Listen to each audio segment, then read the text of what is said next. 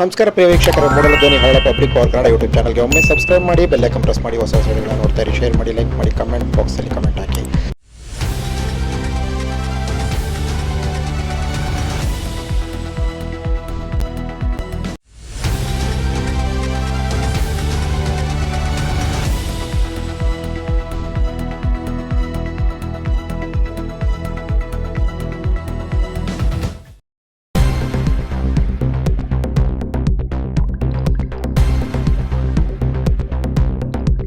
ನಡುವೆ ಬಾಳಿ ಬದುಕಿ ಲಕ್ಷಾಂತರ ಬಡ ವಿದ್ಯಾರ್ಥಿಗಳಿಗೆ ಯಾವುದೇ ಜಾತಿ ಮತ ಧರ್ಮವನ್ನು ನೆನೆಸದೆ ಅವರನ್ನೆಲ್ಲರಿಗೂ ತ್ರಿವಿಧ ದಾಸೋಹವನ್ನು ಉಣಬಡಿಸಿ ನಾಡಿಗೆ ಸತ್ಪೂಜೆಗಳನ್ನಾಗಿ ನೀಡಿದಂತಹ ಧರ್ಮ ಪೂಜ್ಯ ಶ್ರೀ ಶ್ರೀ ಶಿವಕುಮಾರ ಸ್ವಾಮೀಜಿಗಳವರ ಆಧಾರವಂದಗಳಲ್ಲಿ ಕೊಡಮೊಟ್ಟು ಬಸವಾದಿ ಪ್ರಮಥರನ್ನ ಹಾಗೂ ಬಸವಾದಿ ಶರಣರನ್ನ ನನ್ನ ಮನದಲ್ಲಿ ನೆನೆಸಿಕೊಳ್ಳುತ್ತಾ ಈ ನಮ್ಮ ಬಾಗನೂರು ಗ್ರಾಮದ ಗ್ರಾಮ ದೇವತೆಯಾದಂತಹ ಮಾಡಿ ಬಸಪ್ಪನವರನ್ನು ಕೂಡ ಮನದಲ್ಲಿ ಸ್ಮರಣೆಯನ್ನು ಮಾಡಿಕೊಳ್ಳುತ್ತಾ, ಶರಣ ಬಂಧುಗಳೇ, ಈ ದಿನ ತಮ್ಮೆಲ್ಲರ ಎದುರಿಗೆ ನಾವು 113ನೇ ಮಹಾಮನೆ ಕಾರ್ಯಕ್ರಮವನ್ನ ತಮ್ಮ ಗ್ರಾಮದ ಶರಣರಾದ ಚೇತುರು ಅವರ ಮನೆಯಲ್ಲಿ ಏರ್ಪಾಡು ಮಾಡ್ಕೊಂಡು ಬಂದಿದ್ದೇವೆ.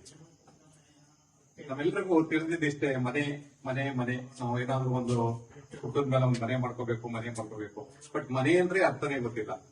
ಅದ್ರಲ್ಲಿ ಬಂದ್ಬಿಟ್ಟು ಏನಪ್ಪಾ ಇವ್ರು ಯಾರೋ ಬಸವ ಕೇಂದ್ರದವ್ರು ಬಂದು ಮಹಾಮನೆ ಅಂತ ಕಾರ್ಯಕ್ರಮ ಮಾಡ್ತಾ ಇದಾರಲ್ಲ ಅಂತ ಹೇಳಿ ನಮ್ಗೆ ಅನುಮಾನ ಬರೋ ಸಹಜ. ಮನೆ ಅಂತ ಅಂದರೆ ಮನುಷ್ಯನಿಗೆ ನೆಲೆಯನ್ನ ನೀಡುವ ಸ್ಥಳಕ್ಕೆ ಮನೆ ಅಂತಲೂ ಕರೆಯುತ್ತಾರೆ. ಮನಸ್ಸಿಗೆ ನೆಮ್ಮದಿಯನ್ನ ನೀಡುವಂತ ಜಾಗಕ್ಕೆ ನಾವು ಮತ್ತೆ ನನ್ನ ಪರಿವಾರ, ನನ್ನ ನಂಬಿದವರನ್ನ ಕೂಡಿಕೊಂಡು ಕರೆತಂದವರನ್ನ ಪೂಜಿಸಿಕೊಂಡು ಹೋಗುವಂತ ಒಂದು ನೆಲೆಗೆ ಮನೆ ಅಂತ ಕರೀತೇವೆ. ಆದ್ರೆ ಆ ಮನೆಯಲ್ಲಿ ಮಹಾಮನೆ ಅನ್ನೋ ಒಂದು ಕಾರ್ಯಕ್ರಮವನ್ನ ನಾವು ಕಳೆದ 8 ವರ್ಷಗಳಿಂದ ಬಸವಪ್ರಿಯ ನಾಗರಾಜ್ ಅವರ ಜೊತೆಯಲ್ಲಿ ಕೂಡಿಕೊಂಡು ಕರ್ನಾಟಕದಾದ್ಯಂತ 549ಕ್ಕೂ ಹೆಚ್ಚು ಶರಣ ಸಂಗಮ ಕಾರ್ಯಕ್ರಮಗಳನ್ನ, ಅದೇ ರೀತಿಯಾಗಿ ಮಹಾಮನೆ ಕಾರ್ಯಕ್ರಮಗಳನ್ನ ಎಲ್ಲಾ ಕಡೆಯಲ್ಲೂ ಬಸವಾದಿ ಪ್ರಮಥರು ಹಾಕಿಕೊಟ್ಟಂತ ಆ ಬಸವ ಮಾರ್ಗದ ತತ್ವಗಳನ್ನ ಮನೆಗಳಿಗೆ ತಲುಪಿಸುವಂತ ಕಾಯಕದಲ್ಲಿ ತೊಡಗಿಕೊಂಡು ಈ ದಿನ ತಮ್ಮ ಗ್ರಾಮಕ್ಕೂ ಕೂಡ ನಾವು ಆಗಮಿಸಿದ್ದೇವೆ. ಈ ಒಂದು ಅವಕಾಶವನ್ನ ನೀಡಿದಂತ ತಮ್ಮ ಗ್ರಾಮದ ಎಲ್ಲಾ ಗ್ರಾಮಸ್ಥರಿಗೆ ಮತ್ತು ಶರಣರಾದಂತಹ ಚಂದ್ರು ದಂಪತಿಗಳವರಿಗೆ ನನ್ನ ವೈಯಕ್ತಿಕವಾಗಿ ಶರಣಾರ್ಥಿಗಳನ್ನ ಹೇಳ್ತಾ, ನನಗೆ ಈ ದಿನ ಕೊಟ್ಟಿರುವಂತ ವಿಚಾರ ಬಸವಣ್ಣನವರು ಬರೆದಂತಹ ವಚನಗಳಲ್ಲಿ ಅತಿ ಶ್ರೇಷ್ಠವಾದಂತಹ ವಚನ.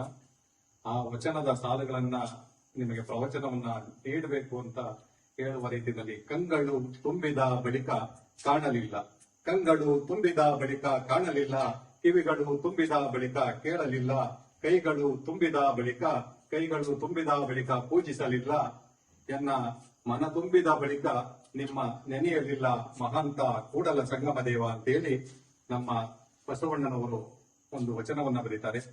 ವಚನದ ತಾತ್ಪರ್ಯ ಇಷ್ಟೇ, ಅದರ ಅರ್ಥ ಭಾವಾರ್ಥಗಳು ತುಂಬಾ ಗಹನೀಯವಾದದ್ದು. ನಾವೆಲ್ಲರೂ ದಿಟಲಿಂಗಾಯಿತರಾಗಿದ್ದರೆ, ನಮ್ಮ ಕೊರಳಲ್ಲಿ ಲಿಂಗವಿದ್ದರೆ ನಾವು ನಿಜವಾದ ಬಸವಣ್ಣನವರ ಅನುಯಾಯಿಗಳು. ಇಲ್ಲದೆ ಇದ್ರೆ ನಾವು ಗೂಟದ ಲಿಂಗಾಯತರಾಗೇ ಇರ್ತೀವಿ. ಈ ಒಂದು ವಚನದ ಕಂಗಳು ತುಂಬಿದ ಬಳಿಕ ಕಾಣಲಿಲ್ಲ, ಕಿವಿಗಳು ತುಂಬಿದ ಬಳಿಕ ಕೇಳಲಿಲ್ಲ, ಕೈಗಳು ತುಂಬಿದ ಬಳಿಕ ಪೂಜಿಸಲಿಲ್ಲ, ಮನ ತುಂಬಿದ ಬಳಿಕ ನಿಮ್ಮ ನೆನೆಯಲಿಲ್ಲ ಮಹಾಂತ ಕೂಡಲ ಸಂಗಮ ದೇವ ಅಂತ ಹೇಳ್ತಾರೆ. ಅದನ್ನ ಏನಕ್ಕಪ್ಪ ಹೇಳ್ತಾರೆ ಅಂತ ಅಂದ್ರೆ, ನಾವು ಶಿವ ಪೂಜೆಯನ್ನ ಮಾಡುವ ಲಿಂಗವನ್ನ, ಇಷ್ಟ ಲಿಂಗವನ್ನ ಪೂಜೆ ಮಾಡುವ ವಿಧಿ ವಿಧಾನಗಳನ್ನ, ಅದರ ಆಳ ಅಗಲ ಅರಿವುಗಳನ್ನ, ಆ ಅರಿವನ್ನ ಮನೆಯಾಗಿ ಮಾಡಿಕೊಂಡು ನಮ್ಮ ತನುಮನಗಳನ್ನ ಶ್ರೇಷ್ಠತೆಯತ್ತ ಮಾಡಿಕೊಂಡು ನಾವು ಅಂಗದಿಂದ ಆ ಲಿಂಗವರೆಗೆ ಹೋಗುವ ಒಂದು ನಿಟ್ಟಿನಲ್ಲಿ ಒಂದು ಸರಳವಾದಂತ, ನಮ್ಮೆಲ್ಲರಿಗೂ ತಿಳಿಯುವಂತ ಒಂದು ವಚನದಲ್ಲಿ ಅದನ್ನ ಕಟ್ಟಿಕೊಟ್ಟಿದ್ದಾರೆ.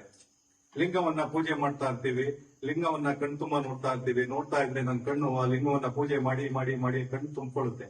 ಕಣ್ಣು ತುಂಬಿಕೊಂಡ ತಕ್ಷಣ ಅದೇ ರೀತಿಯಾಗಿ ನಾನು ಪೂಜೆ ಮಾಡ್ಬೇಕಾದ್ರೆ ಮಂತ್ರಾಕ್ಷತೆಗಳನ್ನ ಹೇಳ್ಕೊಂಡು ಶಿವಸ್ತುತಿಗಳನ್ನ ಮಾಡ್ತಾ ಇರ್ಬೇಕಾದ್ರೆ ನನ್ನ ಕಿವಿಗಳು ಸುತ್ತಲೂ ಇರುವಂತಹ ಪೂಜಾ ಮಾಡುವಂತಹ ಜಾಗದಲ್ಲಿ ಇರುವಂತಹ ಪೂಜಮಯವಾದಂತಹ ವಿಚಾರಗಳು ಆ ಕಿವಿಗೆ ಮುಟ್ಟಿಕೊಂಡು, ಆ ಓಂಕಾರನಾದ ಆ ಶಿವನ ಒಂದು ಸ್ತುತಿ ನನ್ನ ಕಿವಿಗಳಿಗೆ ತುಂಬಿಕೊಂಡ ನಂತರ ಅದು ಕಿವಿನೂ ಮತ್ತೆ ಇನ್ನೇನು ಕೇಳೋದಕ್ಕೆ ಇಷ್ಟಪಡೋದಿಲ್ಲ. ಅದೇ ರೀತಿ ಕರಸ್ಥಳದಲ್ಲೇ, ನನ್ನ ಕರಸ್ಥಳದಲ್ಲೇ ನಿಮ್ಮ ಲಿಂಗವನ್ನ ಇಟ್ಟು ನಾವು ಶ್ರೇಷ್ಠತೆಗಾಗಿ ನಿಮ್ಮನ್ನ ಪೂಜೆಯನ್ನ ಮಾಡ್ತಾ ಇದೀವಿ. ನನ್ನ ಕೈಯೇ ತುಂಬೋಗಿದೆ ಹೂಗಳಿಂದ, ಬಿಲ್ಪತ್ರೆಯಿಂದ ಅಂತ ಅಂದ್ಮೇಲೆ ನಿಮ್ಮನ್ನ ಮತ್ತೆ ಪೂಜೆ ಮಾಡ್ಬೇಕು ಅನ್ನೋದಿಲ್ಲ.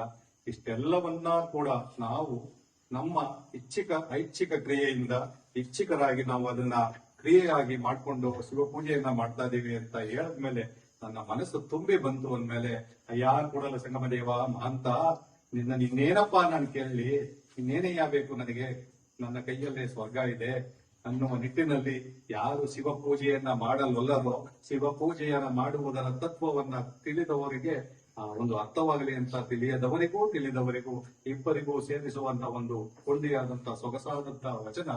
ಕಣ್ಗಳು ತುಂಬಿದ ಬಳಿಕ ಕಾಣಲಿಲ್ಲ, ಕಿವಿಗಳು ತುಂಬಿದ ಬಳಿಕ ಕೇಳಲಿಲ್ಲ ಎಂಬುವಂತ ವಚನ. ಈ ವಿಚಾರವಾಗಿ ಹೇಳ್ಕೊಂಡು ಬಂದಾಗ ನಮಗೆ ನಮ್ಮ ಶರೀರದಲ್ಲಿ ಇರುವಂತ ಅನೇಕ ಐಚ್ಛಿಕ ಮತ್ತೆ ಸ್ಪರ್ಶೇಂದ್ರಿಯಗಳು ಅಂತ ಹೇಳ್ತೇವೆ. ಕಣ್ಣು, ಕಿವಿ, ಮೂಗು, ನಾಲಿಗೆ ಮತ್ತೆ ಚರ್ಮ, ಇವುಗಳು ನಮಗೆ ಜ್ಞಾನೇಂದ್ರಿಯಗಳಾಗಿ ಹೊರಗಿನ ಪ್ರಪಂಚವನ್ನ ನಮ್ಮ ದೇಹದ ಅರಿವಿಗೆ ಮಾಡಿಕೊಡ್ತದೆ. ಅದೇ ರೀತಿಯಾಗಿ ಕರ್ಮೇಂದ್ರಿಯಗಳು ಕೂಡ ಇದೆ. ಕರ್ಮೇಂದ್ರಿಯಗಳು ಅಂದ್ರೆ ಕೆಲಸ ಮಾಡುವಂತ ಕೈಗಳು, ಒಂದು ಕಡೆಯಿಂದ ಮತ್ತೊಂದು ಕಡೆ ಹೋಗುವಂತ ನಡೆದಾಡುವಂತ ಕಾಲಗಳು, ಮತ್ತೆ ನಮ್ಮ ಜನನೇಂದ್ರಿಯಗಳು, ಮತ್ತೆ ಇವೆಲ್ಲವನ್ನ ಕೂಡ ನಮ್ಮ ಶರೀರದಕ್ಕೆ ಒಳಗಡೆ ನಾವು ಊಟ ಮಾಡ್ಲಿಕ್ಕೆ ಏನ್ ತಗೊಂಡು ಅದನ್ನ ಹೊರಗಾಕ್ಲಿಕ್ಕೆ ಏನು ನಾವು ಅಂಗಗಳನ್ನ ಉಪಯೋಗಿಸ್ತೇವೆ, ಅವೆಲ್ಲವನ್ನ ಕೂಡ ಕಾರ್ಯಾಂಗಗಳು ಅಂತ ಹೇಳ್ತಾರೆ. ಆ ಕಾರ್ಯಾಂಗ ಮತ್ತೆ ನಮ್ಮ ಈ ಇಷ್ಟಲಿಂಗವನ್ನ ಪೂಜೆ ಮಾಡುವ ನಮ್ಮ ಈ ಹೊರಗಿನ ಪ್ರಪಂಚವನ್ನ ತಿಳಿದುಕೊಳ್ಳುವಂತ ಸ್ಪರ್ಶ ಜ್ಞಾನವನ್ನ ನೀಡುವಂತ ಅಂಗಗಳ ಎರಡರ ಸಮ್ಮಿಲನ ಆಗುವ ಒಂದು ಕರೆಯನ್ನ, ಇಷ್ಟಲಿಂಗವನ್ನ ನಾವು ಯಾವ ರೀತಿಯಲ್ಲಿ ಅದನ್ನ ಪೂಜೆಯನ್ನ ಮಾಡಬೇಕು, ನಮ್ಮ ಶರೀರದಲ್ಲಿ ನಮ್ಮನ್ನ ನಾವು ಅರ್ತ್ಕೋಬೇಕು ಅನ್ನೋದೇ ಈ ವಚನದ ತಾತ್ಪರ್ಯ. ನಮ್ಮ ಮನಸ್ಸಿನ ಒಳಗಡೆಯೇ ಒಂದೇ ಮನಸ್ಸು, ಮನ, ಚಿತ್, ಅಹಂಕಾರ ಮತ್ತೆ ಬುದ್ಧಿ ಅನ್ನುವ ಈ 4 ವಸ್ತುಗಳು ಇದ್ರೂ ಕೂಡ ಅವೆಲ್ಲವನ್ನ ಸರಿಗಟ್ಟಿಕೊಂಡು ಇಷ್ಟಲಿಂಗ ಪೂಜೆಯನ್ನ, ಇಷ್ಟಲಿಂಗಧಾರಿಣಿಗಳಾಗಿ ನಾವು ಲಿಂಗಾಯತರಾಗಿದ್ದೇವೆ ಅಂತ ಅಂದ್ಮೇಲೆ, ಲಿಂಗವಂತರಾಗಿದ್ದೇವೆ ಅಂತ ಅಂದ್ರೆ ಲಿಂಗಾಯತರಿಗೂ ಲಿಂಗವಂತರಿಗೂ ತುಂಬಾ ವ್ಯತ್ಯಾಸ ಇದೆ. ಅದಕ್ಕೇನು ಬೇಕಾಗಿಲ್ಲ ನಿಮ್ಗೆ. ಏನಪ್ಪಾ, ನಾನು ಶಿವ ಪೂಜೆ ಮಾಡ್ತಾ ಇದೀನಿ, ನಾನು ಕನಕಪುರದ ಶ್ರೀಗಳನ್ನ, ಸಿದ್ಧಗಂಗೆ ಶ್ರೀಗಳನ್ನ, ಸುತ್ತೂರು ಶ್ರೀಗಳನ್ನ ಕರೆಸ್ಬಿಟ್ಟು ಅವರು ನಮ್ಮ ಮನೆಗೆ ಬಂದು ಕೊಟ್ಟಿದ್ರು, ಅವ್ರ ಮನೆಗೂ ಪಾದೋದ್ಗ ತಗೊಂಡು ಅಲ್ಲಿ ಹಾಕೊಂಡ್ಬಿಟ್ಟೆ. ಅವತ್ತಷ್ಟೇ. ಇನ್ನು ಮತ್ತೆ ಯಾವ್ದಾದ್ರು ದೊಡ್ಡ ಸ್ವಾಮೀಜಿನ ಕೊಡೋದಂಕ ಲಿಂಗು ತೆಗದೇ ಇರಲ್ಲ, ಈಚೆ ಅಡಿಗೆ ಬಂದಿರಲ್ಲ. ಅದರಿಂದ ಅವೆಲ್ಲವನ್ನ ಬಿಟ್ಟು ನಾವು ಅಟ್ಲೀಸ್ಟ್ ಲಿಂಗಾವಂತರಾದ ನಂತರ ದಿನಕ್ಕೆ ಒಮ್ಮೆಯಾದರೂ ಆ ಲಿಂಗ ಪೂಜೆಯನ್ನ ಮಾಡುವುದರ ಮೂಲಕ ನಮ್ಮ ಕಣ್ಣು, ಮನ, ಕೈ ಎಲ್ಲವನ್ನೂ ಕೂಡ ಲಿಂಗದಲ್ಲಿ ಲಿಂಗಾರ್ಪಣೆಯನ್ನ ಮಾಡಿ ಈ ನಮ್ಮ ಅಂಗವು ಆ ಲಿಂಗದಲ್ಲಿ ಐಕ್ಯವನ್ನ ಆಗುವಂತ ಒಂದು ವಿಚಾರಧಾರೆಯನ್ನ ಬಸವಣ್ಣನವರು ತುಂಬಾ ಸೂಕ್ಷ್ಮವಾಗಿ, ಸರಳವಾಗಿ ನಮ್ಮೆಲ್ಲರ ಅರಿವಿಗೆ ಬರುವಂತೆ ಮಾಡಿದ್ದಾರೆ. ನಾನು ಕೂಡ ಬಸವಾಶಯವನ್ನ ಪಡ್ತೇನೆ. ತಾವೆಲ್ಲರೂ ಕೂಡ ಈ ಒಂದು ವಿಚಾರವನ್ನ ತಿಳಿದುಕೊಂಡು ಎಲ್ಲಿಯವರೆಗೆ ನಿಮ್ಮ ಕಣ್ಗಳು ತುಂಬುವುದಿಲ್ಲವೋ ಅಲ್ಲಿಯವರೆಗೆ ನಿಮ್ಮ ಇಷ್ಟಲಿಂಗವನ್ನ ದೃಷ್ಟಿಸುವುದರ ಮೂಲಕ, ಅದರೊಂದಿಗೆ ಏಕತೆಯನ್ನ ಬೆಳೆಸಿಕೊಳ್ಳುವುದರ ಮೂಲಕ, ಕಾಂತಿಯನ್ನ ಬೆಳೆಸಿಕೊಳ್ಳುವುದರ ಮೂಲಕ. ನಾನು ಯಾಕಪ್ಪ ಕನ್ನಡಕ ಹಾಕೊಟ್ಟಿದ್ರು, ಪಾಪ ನಮಗೆ ಸ್ವಾಗತ ಮಾಡುವಾಗ ಅವ್ರಿಗೆ ಗೊತ್ತಿಲ್ಲ ಅಂತ ನಾನು ಕನ್ನಡಕ ಕೊಟ್ಟಿದ್ದೆ. ಕನ್ನಡಕವನ್ನ ದೂರ ಮಾಡುವಂತ ಒಂದು ಸ್ಥಿತಿ ಲಿಂಗ ಪೂಜೆ ಮಾಡೋದ್ರಿಂದ ಇರುತ್ತೆ. ನನಗೂ ಕೂಡ ಕನ್ನಡಕ ಇಲ್ಲ ಅಂತಂದ್ರೆ ಆರಾಮಾಗಿ ಚೆನ್ನಾಗಿರ್ತೀನಿ. ಬಟ್ ಯಾಕೆ ಅಂದ್ರೆ ನಾನು ಹೊರಗಡೆ ಪ್ರಪಂಚದಲ್ಲಿ ಕನ್ನಡಕ ಹಾಕೊಂಡು ಗುರುತಿಸ್ಕೊಂಡ್ಬಿಟ್ಟಿರೋದ್ರಿಂದ ನಾನು ಕನ್ನಡಕ ಹಾಕೋದೇ ಹೋದ್ರೆ ಪಕ್ಕದಲ್ಲಿ ಇದ್ರು ನಾಗರಾಜು ಅವರು ಮಿಲಿಟರಿ ಸರ್ವಿಸ್ ಅವ್ರು ಬನ್ರಿ ಅಂತ ಕರೆಯಲ್ಲ, ಕನ್ನಡಕ ಇದ್ರೆ ಕರೀತಾರೆ. ಆ ಒಂದು ಗುರುತಿಗಾಗಿ ಹಾಕೋತಾ ಇದೀನಿ ಹೊರತು ಒಂದು ಸ್ಟೈಲ್ಗೆ ಅಂತ ಹೇಳ್ತಾರಲ್ಲ, ಆ ರೀತಿಗೆ ಹಾಕೋತಾ ಇದೀವಿ ಹೊರತು ನಮ್ಮ ಕಣ್ಣಿನ ದೃಷ್ಟಿಯು ಕೂಡ ಎಷ್ಟೋ ಜನಕ್ಕೆ ಆ ದೃಷ್ಟಿ ಬರದೇ ಇರುವುದು ಕೂಡ ಆ ಲಿಂಗ ಪೂಜೆಯಿಂದ ನಮ್ಮಲ್ಲಿ ಬರ್ತದೆ. ಈ ರೀತಿಯಾದಂತ ಅನೇಕ ವಿಚಾರಧಾರೆಗಳನ್ನ 12ನೆಯ ಶತಮಾನದಲ್ಲಿ ಬಸವಣ್ಣನವರು ಕಂಡಂತ ಅನೇಕ ದೃಷ್ಟಾಂತಗಳಿಗೆ ಒಂದು ಶಿಷ್ಟಾಂತವನ್ನ ಬರೀಬೇಕು ಅಂತ ಅನ್ನುವುದರ ಮೂಲಕ ಅವರು ಸಾಮಾಜಿಕವಾಗಿ, ವ್ಯಾವಹಾರಿಕವಾಗಿ, ಸಾಂಸ್ಕೃತಿಕವಾಗಿ ಮತ್ತೆ ದೈವಿಕವಾಗಿ ಎಲ್ಲಾ ರೀತಿಯಲ್ಲಿ ಶೈಕ್ಷಣಿಕವಾಗಿ ಮತ್ತೆ ಎಲ್ಲರಿಗೂ ಕೂಡ ಸಮಾನತೆಯನ್ನು ತರುವ ಸಮಾನಕಾರರಾಗಿ ಅಂದಿನ ಕಾಲಮಾನದಲ್ಲಿ ಹೋರಾಟ ಮಾಡ್ಕೊಂಡು ಬಂದಿದ್ದಾರೆ.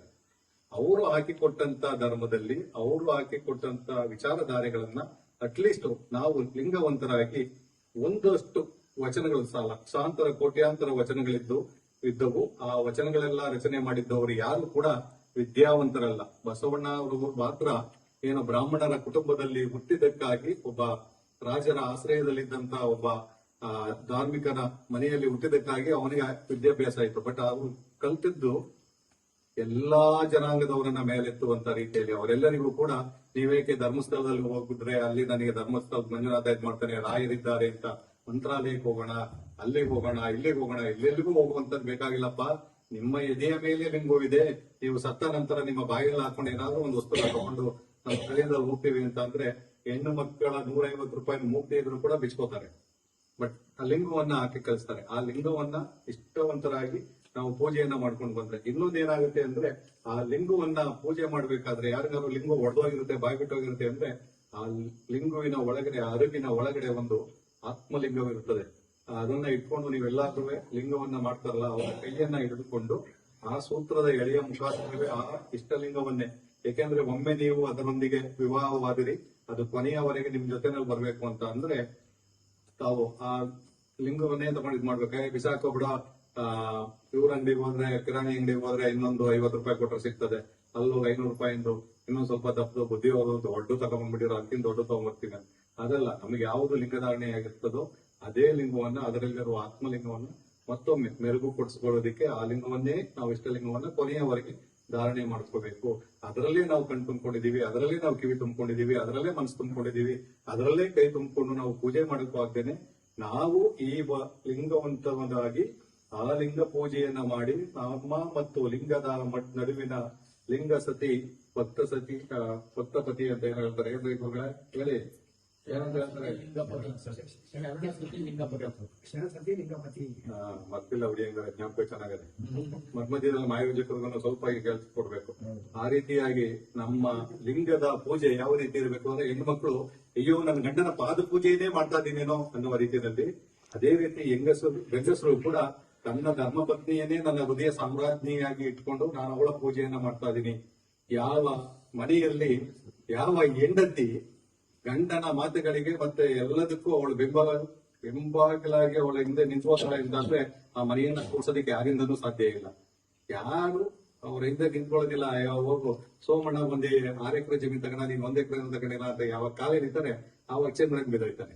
ಬಟ್ ಅವ್ನ 6 ಎಕರೆ ತಗೊಂಡ್ರು ಅವನ್ಗಾಯ್ತು, ನಮಗ್ ಬಂದಿರೋದು 1 ಎಕರೆ ಆದ್ರೂ ಇದ್ರಲ್ಲೇ ಎಚ್ಚೆತ್ತಾಗಿ ಹೋಗ್ತೀವಿ ಅಂತ ನೀವೇನೇ ಆಗ್ಲಿ ಕಷ್ಟ ಸುಖ ಅನ್ನೋದಕ್ಕೆ ಯಾವ ರೀತಿ ನಾವು ಗಂಡ ಹೆಂಡ್ತಿರೋ ಅನ್ಯೋನ್ಯವಾಗಿರ್ತೀವೋ ಅದೇ ರೀತಿ ನಮ್ಮ ಇಷ್ಟಲಿಂಗವನ್ನು ಕೂಡ ದಯವಿಟ್ಟು ಯಾರುವೆ ಊಟದಲ್ಲಿ ಇರ್ದೇನೆ ಸ್ವಾಮೀಜಿಗಳ ಅವ್ರು ಕರೆದಾಗ ಅವಾಗ ಹುಡಿಕೊಂಡು ಹೋಗ್ದೇನೆ ಅಟ್ಲೀಸ್ಟ್ ದಿನಕ್ಕೆ ಒಮ್ಮೆ ಆದರೂ ನೀವು 3 ಟೈಮ್ ಮಾಡಿಲ್ಲ ಅಂದ್ರೆ ಪರವಾಗಿಲ್ಲ. ಆಮೇಲೆ ಮತ್ತೊಂದು ಏನು ವಿಚಾರ, ಲಿಂಗವಂತರಾದ ಬಳಿಕ ನಮಗೆ ಸೂತಕವಿಲ್ಲ. ಸ್ನಾನ ಮಾಡಿಲ್ಲ, ಸೋಮವಾರ ಶತಮಾನದಲ್ಲಿ ಯಾವುದೇ ಟಿವಿ ಮಾಧ್ಯಮ ಬೇರೆ ಯಾವುದೇ ಇರಲಿಲ್ಲ. ಆಗ ಎಲ್ಲರ ಸರೆಂಡರ್ನೆಲ್ಲ ಕೊಂಡು ಬಸವಣ್ಣನವರು ತಮ್ಮ ಅನುಭವದ ಮಾತುಗಳನ್ನ ಬಳಿಕ ಶಿಕ್ಷಿತರನ್ನ ಅವರು ಓದ್ದೇ ಇರೋರ್ನ ಅನುಪಡೆಗಳನ್ನ ಅವರೆಲ್ಲರೂ ಓದಬಾರದೇದವ್ರನ್ನು ಕೂಡ ಸರಣತ್ವ ಇದೆ. ನಿನ್ನಲ್ಲಿ ಏನು ನೀನು ಕಂಡಿದ್ದೀಯಾ, ನಿನ್ನ ಯಾವುದೇ ಕಾಯಕ ಆಗಿರಬಹುದು, ಯಾವುದೇ ಜಾತಿಯವನಾಗಿರ್ಬೋದು, ನಿನ್ನ ಕಾಯಕದೊಂದಿಗೆ ನಿನ್ನ ಜಾತಿಯ ಗುರುತಾಗಿದೆಯೋ ಹೊರತು ಜಾತಿಯೇ ಮುಖ್ಯವಲ್ಲ. ಮನುಷ್ಯ ಅಂತ ಅಂದಮೇಲೆ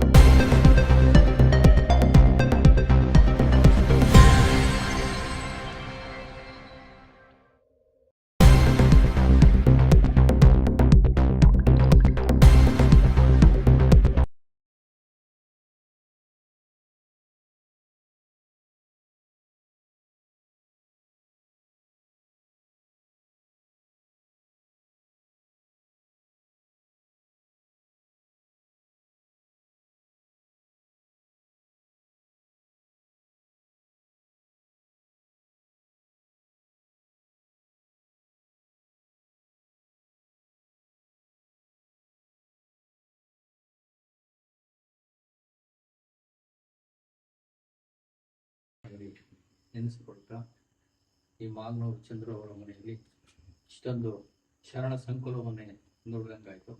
ಇದು ಒಂಥರ ಅನುಭವ ಮಂಟಪ ಥರನೇ ಇದೆ. ಇಲ್ಲಿ ವಿವಿಧ ಉದ್ಯೋಗಗಳನ್ನು ಮಾಡಿರ್ತಕ್ಕಂಥ ಶರಣರೆಲ್ಲ ಬಂದಿದ್ದೀರಾ. ಈ ಶರಣ ತತ್ವ ಅಂದರೆ ಏನು ಅನ್ನೋದನ್ನು ಇವಾಗಲೇ ನಮ್ಮ ಸಿಪಾಯಿಯವರು ನಿಮಗೆಲ್ಲರಿಗೂ ಅರಿವು ಮೂಡಿಸಿದ್ದಾರೆ. ದಯವಿಟ್ಟು ಅವರು ಹೇಳಿರ್ತಕ್ಕಂಥದ್ದನ್ನ ಯಾವುದನ್ನು ಬಸವಾದಿ ಗುರುಗಳಿಗೆ ಆಶೀರ್ವಾದದಿಂದ ಭಕ್ತಿಯಿಂದ ಶರಣಾರ್ಥಿಗಳು ವೈರಿಗಳು ಬಂಧುಗಳಿಗೆ ತಂದೆ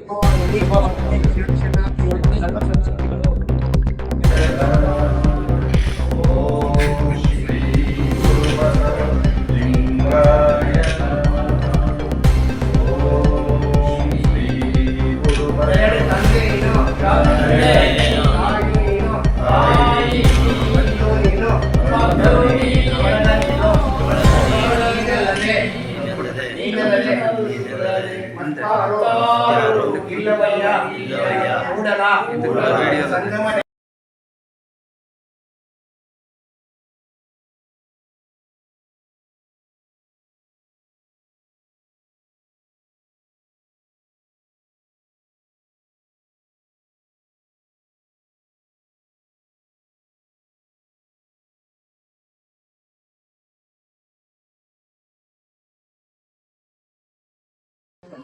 ಗುರು ಒಂದು ಮುಖ, ಗುರು ಒಂದು ಮುಖ, ಲಿಂಗ ಒಂದು ಮುಖ, ಜಂಗಮ ಒಂದು ಮುಖ, ಪಾದೋದ ಒಂದು ಮುಖ, ಪ್ರಸಾದ ಒಂದು ಮುಖ, ಈ ಪಂಚಮುಖ ಸದ್ಭಕ್ತರೇ ಸಾಕ್ಷಾತ್ ಪರಶುಮೂರ್ತಿ ನೋಡೋ ಅಖಂಡೇಶ್ವರ ಮನದೇವ ಕುಲದೇವ ನನಗೆ ನಿಮ್ಮವರವಯ್ಯ ಮನಮಿಸಲು